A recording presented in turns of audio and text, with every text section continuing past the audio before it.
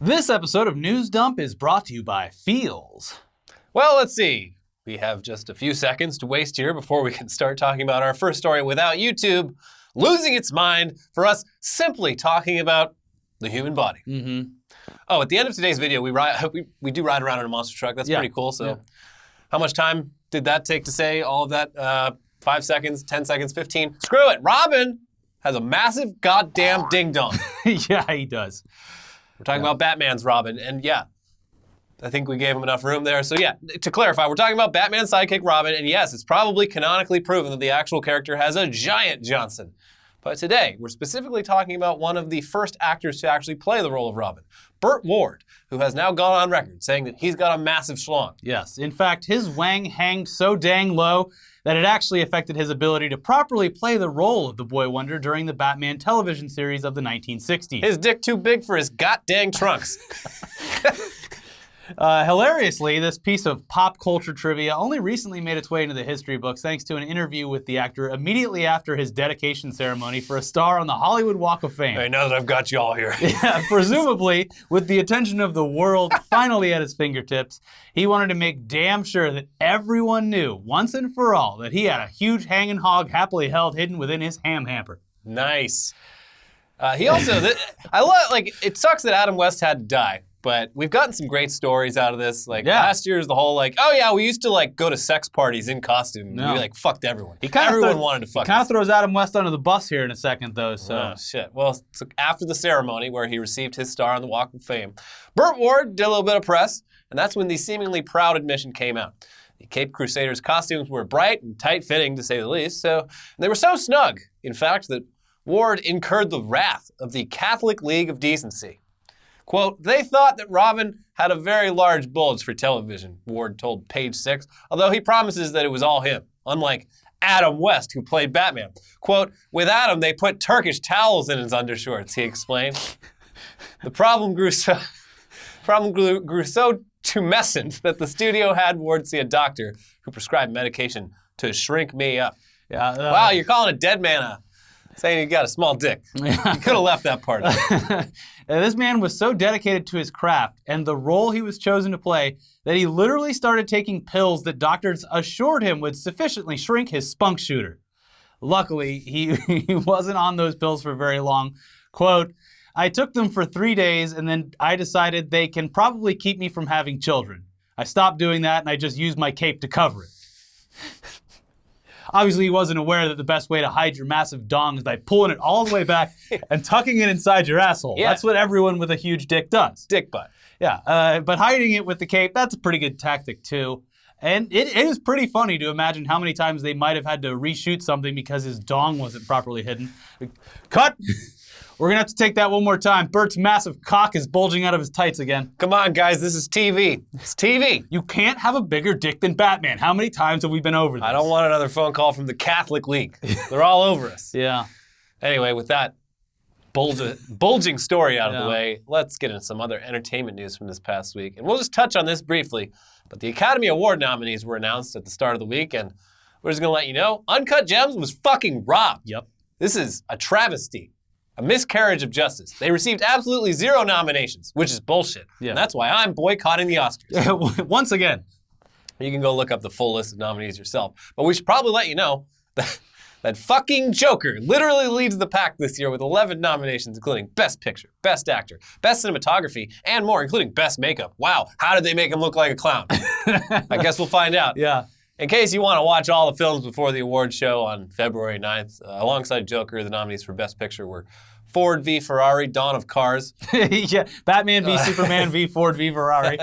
The Irishman, which you just click on Netflix. Yeah. Jojo Rabbit, Little Women, Marriage Story, 1917, Once Upon a Time in Hollywood, and Parasite. I'm going to stick with, I don't think it'll win, but I'm going to stick with Parasite here because it was my second favorite movie behind Uncut Gems. I think just on account of Parasite winning so many Globes, it's not going to win any Oscars because the Oscar voters, they tend to It'll probably be 1917. Let's be honest, probably 1917. Yeah, I don't know. I haven't seen enough of these movies to comment. If it is Joker, I will eat my hat.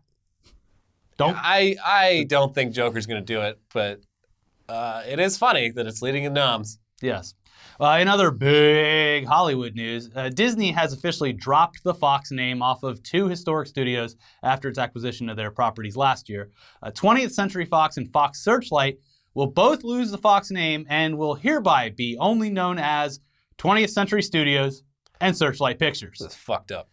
Yeah, kind of. It's not too drastic of a change, and at the very least, they're not just shuttering these operations entirely.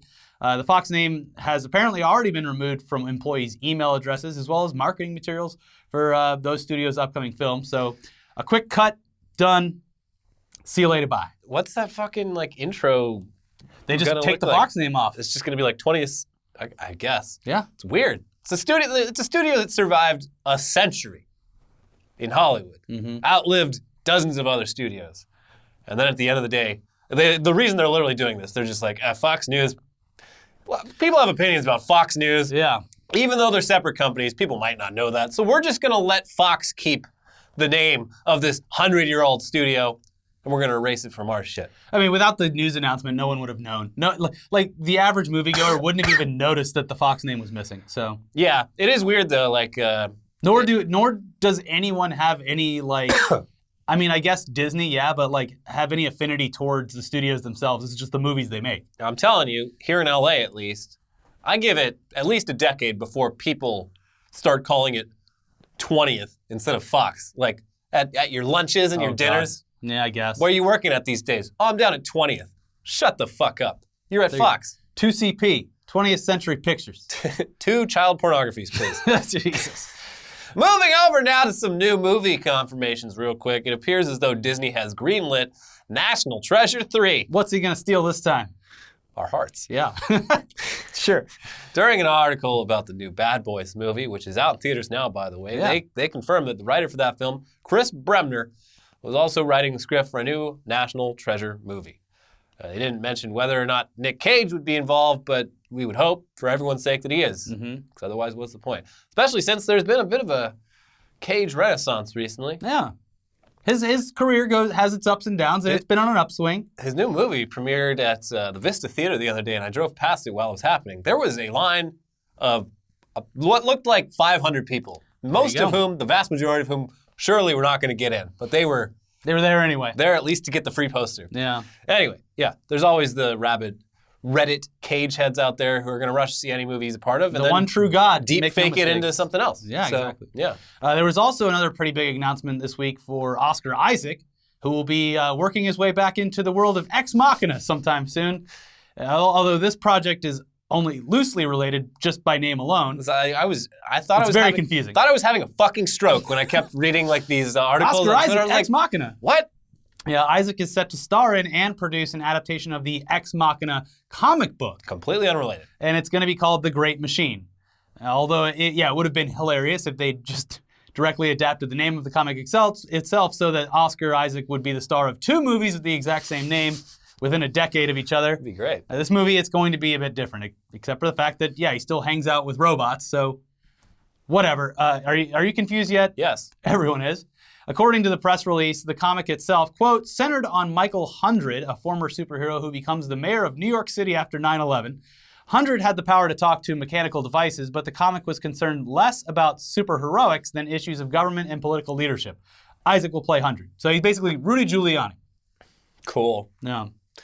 Now, before we get into the rest of the news, including the video of our trip down to Anaheim, California to ride around in a monster truck, let's take a second to thank this week's sponsor, Feals. F-E-A-L-S. Are you stressed out? Yes. Or do you have anxiety, chronic pain, or just have a little bit of trouble getting to sleep every once in a while? I know I do. You're not alone. Many people experience these things. Yeah, getting to sleep is something I deal with on a near nightly basis. So many screens, so much news, so many things to do. So many screams. Yeah, the internal screams are it's hard to shut it all off. So that's why I was pretty stoked that this week's sponsor is a company called Feals. Feals is a premium CBD delivered directly to your doorstep. Now, you're all probably well aware of the positive effects CBD can have on your everyday life, but in case you're unaware, CBD from Feals naturally helps reduce stress, anxiety, pain, and sleeplessness. They sent me a bottle to try out, and I literally took some every night for the past 2 weeks before bed. Boom, out like a light in no time. Feels is easy to take. You just place a few drops under your tongue and feel the difference within minutes. They also offer real human support if you're new to CBD with their free hotline and text message services that can answer any questions you might have. Feels works naturally to help you feel better. There's no high, no hangover. So if you're interested in trying it out, join Feels and get their CBD delivered right to your door every month. You'll save money on every order and you can pause or cancel anytime. Feels helped me get some shut-eye, and it might be able to help you too. You can become a member today by going to feels.com/newsdump or by clicking the link in the description below, and you'll get 50% off your first order with free shipping. That is feals.com/newsdump to become a member and get 50% off automatically for your first order, and you'll get free shipping with that as well. Feels.com/newsdump. I'm gonna go. I'm definitely going to re-up because it works, baby. I'm a fan of the CBD. Now back into the news with something else that's totally cheering us up. It's official. We're getting a goddamn MacGruber TV show. That's a blowpunk. Now, for the unaware, MacGruber played effortlessly by Will Forte. The role he was born to play. Yes. Yes. It's no exaggeration. It started off as an SNL sketch before being made into one of the greatest comedies of the last decade. It came in right at the 2010. Yeah. So if you're one of those people that thinks that the new decade doesn't start till 2021, you're in luck, because this was one of the best comedies of the last decade. And that was a Lonely Island production, too. Yes, it was. Anyway, the movie was absurd and hilarious and just dumb as fuck, but like in a really good way. Yes. And now we're going to get a whole series created by the same people behind the film. Will Forte will, of course, star in the new series and will also be co-writing it alongside Lonely Island alum Jorma Taccone, so the gang's all back together. Sadly, it's coming to yet another streaming service. Yeah. This time it's NBC's Peacock. I know it's a bird, but what an unfortunate name for a streaming service. See, you pee out of your cock, and that's why we call it a peacock. I'm watching this show. Hey, have you been watching the new MacGruber? Oh, I didn't know that was on. Where do you watch it? Oh, Peacock. Why did they just bleep you when you said that? You can't say the streaming service's name on YouTube at all. You get demonetized. Just P blank. Yeah, I saw it on Peacock. But they'll at least have a free version of the service available that will be ad supported. And from what I believe this week, they announced that even the free version will have a maximum of 5 minutes of ads per hour of content. Oh, well, that's cool. Which is pretty good. I mean, that's right out of the gate better than Quibi, which doesn't have a free option at all. Yeah. Anyways, don't look now, or ever for that matter, but we have another CGI animal-filmed mess on our hands with one of this week's films hitting theaters, and that is Dolittle. That stars Robert Downey Jr. in his first post-Iron Man role as the lead character, Dr. Dolittle. For the unaware, if you've never seen the Eddie Murphy classic, or the ones that preceded that, Dr. Dolittle is a veterinarian who can talk to animals. That's literally all you need to know. Currently, the film sits at an abysmal 18% on Rotten Tomatoes based on critic reviews. One of the only positive reviews came from the AARP. So that's one of the ones keeping it up there at the 18%. If you're going to die in a movie theater, this one ain't half bad. Is there a doctor in the house? Yes, he's on screen. Yep. Yes, that 18% score on Rotten Tomatoes, that is, in fact, even lower than Cats, if you can believe that.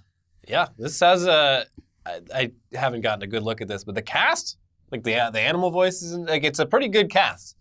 You always love to see it, like with Cats, when a bunch of talented people come together to just make a pile of shit. Yeah, well, there's some retirement checks there that they can cash whenever they damn well please. Here are some of the best excerpts I could find from reviews.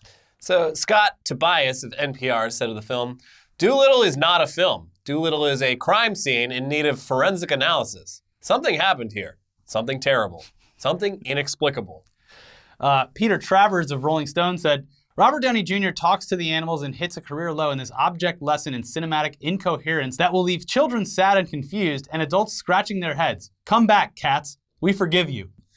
Christy Puchko of IGN said, "Dolittle is structured like it was written by a room full of monkeys lazily banging on typewriters between shit slinging, then cut together by a blind man with broken fingers." Damn. Sarah Stewart of the New York Post said, "There's got to be a moment as an actor watches himself on screen pulling bagpipes out of a CGI dragon's rear end that he thinks, have I really fallen this far?" Wow. Okay. So, yeah, we looked up the budget for this film, and wow, holy shit, this turd cost $175 million to make. When will the studios learn? And that's even before the marketing budget, which had to have been pretty substantial considering how many ads we've seen for this thing. They're everywhere. Yes. It has made less than $1 million as of Thursday night. You know, we still got the weekend. Yeah. But it's a not holiday looking weekend. good. Yeah. It's not trending well right now. No. So, yeah, maybe see Bad Boys for Life instead, although we would have obviously never seen Dolittle anyway. Yeah, who are we kidding? Yeah. Well, it's between Bad Boys for Life and Dolittle. Come on. I mean, at least Bad Boys looks like it might be fun, though. It has better reviews across the board, audience and critic. Yeah, although, I think they've already greenlit another sequel to it. So yeah, what is odd about Dolittle though is one of the clearest divides between critics and audiences is Dolittle. It's got that 18% on Rotten Tomatoes for critic reviews. Audience reviews nearly fresh ratings, like 78% or something. My 5-year-old loved it. Yeah, I guess. Anyway, yeah, if you've seen Dolittle or Bad Boys. Or Bad Boys. Yeah. But mostly Dolittle. That's the one I'm interested in. Let us know what you thought down in the comments. Yeah. Now, as far as trailers are concerned, there was a trailer released for the new Sony Marvel movie Morbius, but we're just not that enticed by it in general, and the trailer really didn't do much to sway our opinion. Jared Leto is going to have to really nail it in this role, or he might be ruined, because that would be 2 superhero franchise flops in a row, and superhero movies, they're typically an easy sell. Yeah, if you do 2 flops, they run you out of superhero town. It's true. They take away your challenge coin. Yes. What you should really be focusing on is the trailer for this movie called Guns Akimbo. It looks completely bonkers. It looks like it could be a more adult version of that Ryan Reynolds movie Free Guy. Very cool. All right. Yeah, Guns Akimbo, it stars Daniel Radcliffe and Samara Weaving, and it's about a video game developer who inadvertently becomes the next participant in a real-life death match that streams online. So there's a little bit of gamer in there as well. Yeah. Also, it's important to point out, since we can't actually show you the trailer here, because they'll take our money, once he's picked to compete in the death match, he literally has guns bolted to each of his hands, rendering his hands useless for anything aside from killing. Yeah, there's a great part where when he's left there, his pants are down. He literally can't pull his pants back on. Oh, it's like Edward 40 hands, but with guns. Yeah. So yeah, Edward 45 hands. It looks hilarious, and it looks like it'll have some obviously absurd action in it. And it's apparently hitting theaters on February 28th, which is soon. Yes. We're not entirely sure it'll have a wide release, so unless you live near a big city, you might have to wait till it hits VOD. Though these days, happens very quickly. Usually the same day if it's not going wide at all. If it's like playing in like New York, Austin, and LA, it'll probably be out around the same time. But speaking of VOD and physical home video releases, here it is. We got sent down to Anaheim last week for an event for the home video release of Zombieland Double Tap. They partnered with Monster Jam, who are holding events down there, and allowed us the absolute privilege of jumping into a monster truck and going for a little ride. Total bucket list stuff for both of us. Yes. And we filmed our whole experience. So without further ado, here is us riding around in a monster truck. Enjoy. We are here at Angel Stadium in Anaheim, California. Beautiful. Beautiful Anaheim. As a boy, I came here on multiple occasions to see monster trucks drive over things. It was a cherished boyhood memory of mine. I used to do the same thing in Florida. So this is a monumental day. What exactly are we doing, Elliot? We're here on account of the movie Zombieland Double Tap, the sequel to the cherished 2009 hit classic film Zombieland. Yes. To ride around in a monster truck. For the first time ever, and probably the last time ever. And I hope we get to crush a car. I can't wait to get in that monster truck. Let's go do it. What do you think, Elliot? This is amazing. It looks like we're going to get to ride in a gravedigger of our own. Yeah, custom multi-seat gravedigger. Very exciting. 7-year-old me is pooping his pants. Let's crush some cars. Let's crush some cars. There it is. We're getting in. We're getting in the truck, the monster truck. A lot of us are getting in. We're going to slip the driver a 20 so he hits some of the jumps. Maybe does a couple backflips. Hey, buddy. Maybe open it up a little more this time. Yeah. Hey, come on. Make it worth our while. I didn't see any safety guys. And neither did you guys. Don't tell on us. We gotta hold on to this camera tight.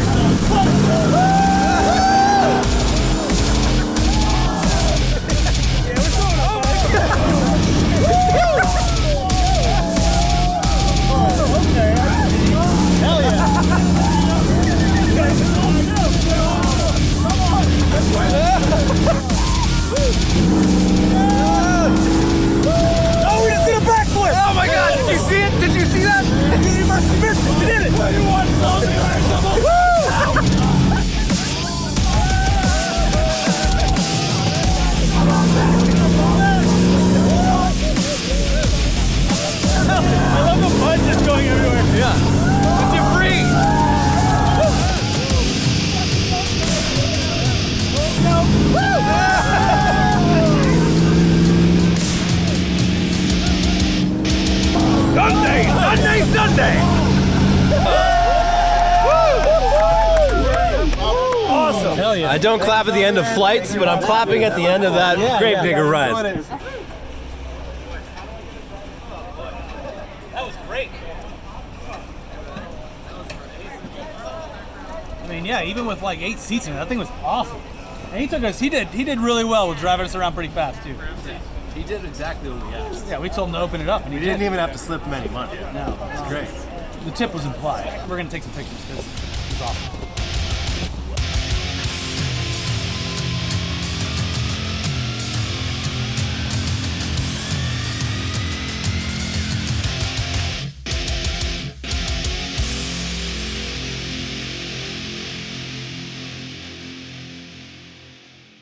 Anyway, thank you to Zombieland Double Tap for scratching that off our bucket list. Yes. Zombieland Double Tap, you can see it on home video on January 21st, so very soon. And I thoroughly they sent us enjoyed a copy. this And movie. I thought it was great. I missed it in theaters and very had a fun great movie. time. Yeah. Anyways, be sure to check out our Patreon and YouTube member exclusive podcasts. You go to the Patreon page or the YouTube community tab if you're a YouTube member. If not, sign up for both of those. Why not? Also, check out our other videos over here. We have a brand new episode of Tech News Day where we were joined by Phil Lorigo. He's back. He's back, baby. And also an episode where we talk about the fact that Cyberpunk is delayed and Trump continues to be in trouble. So check those out, and we'll see you very soon for Weekly Weird News. Bye.